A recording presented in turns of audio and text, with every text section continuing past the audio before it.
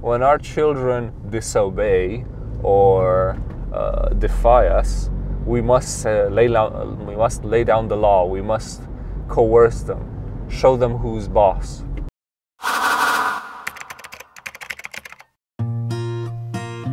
For today, let's have a little chat about parenting, shall we?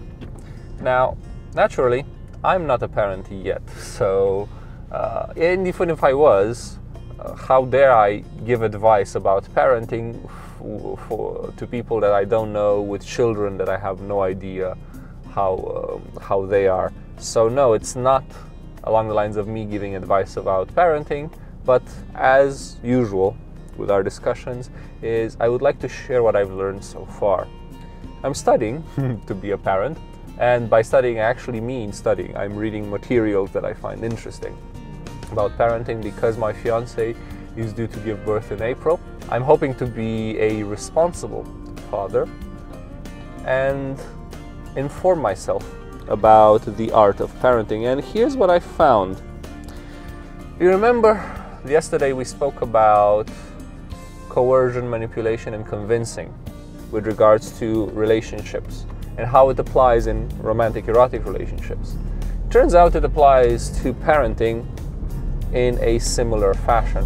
When it comes to influencing children, the simplest and easiest to apply go-to method is coercing. Because I'm the mother, that's why. Because I said so. Because you have to. Yeah? When our children disobey or defy us, we must lay down the law. We must coerce them, show them who's boss. As with all human beings, especially children, coercion has very limited results and very nasty consequences. It may buy obedience in the short term, but actually dramatically increases defiance and hurts the intimate relationship that we try to foster with our children. Now, the second tactic, set of tactics actually, would fall along the lines of manipulation or even bribery, along the lines of I'll give you a lollipop if you behave, or there's no more cookies to be had when actually there are, you're just lying to make your life easier, or any other tactics you think about. There's very few circumstances where lying and manipulating your own children is okay. I guess it's also about respect. Our culture doesn't much respect children.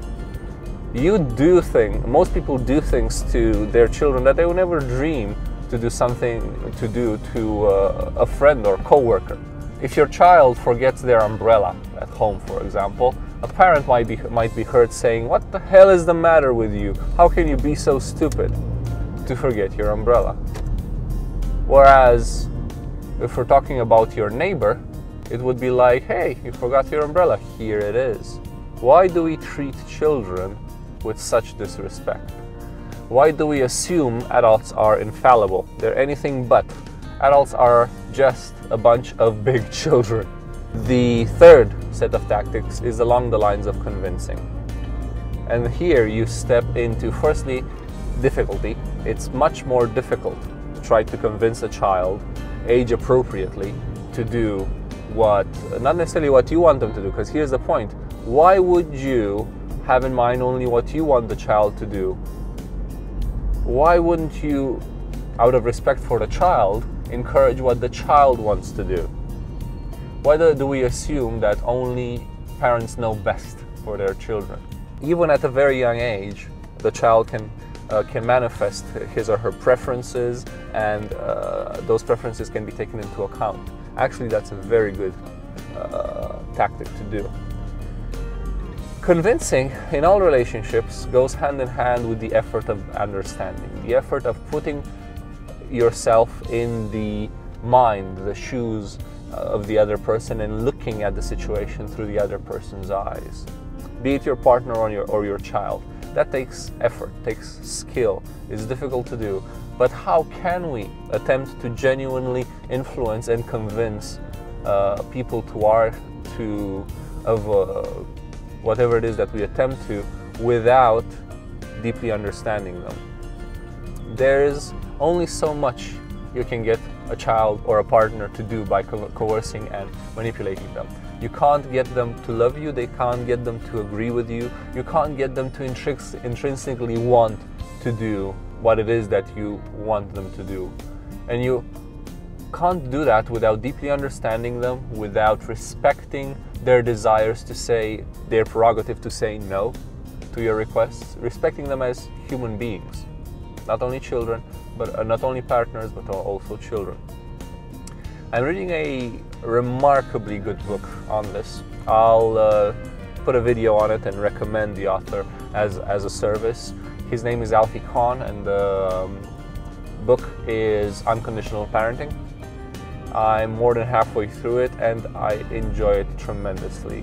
I feel much more endowed as a future parent with the information contained therein.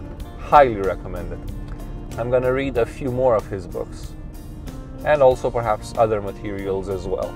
But already a picture that is familiar is forming. So please take this into account with regards to both your partner and your children. Convince, respect, do the effort of deeply and truly understanding the other person's point of view.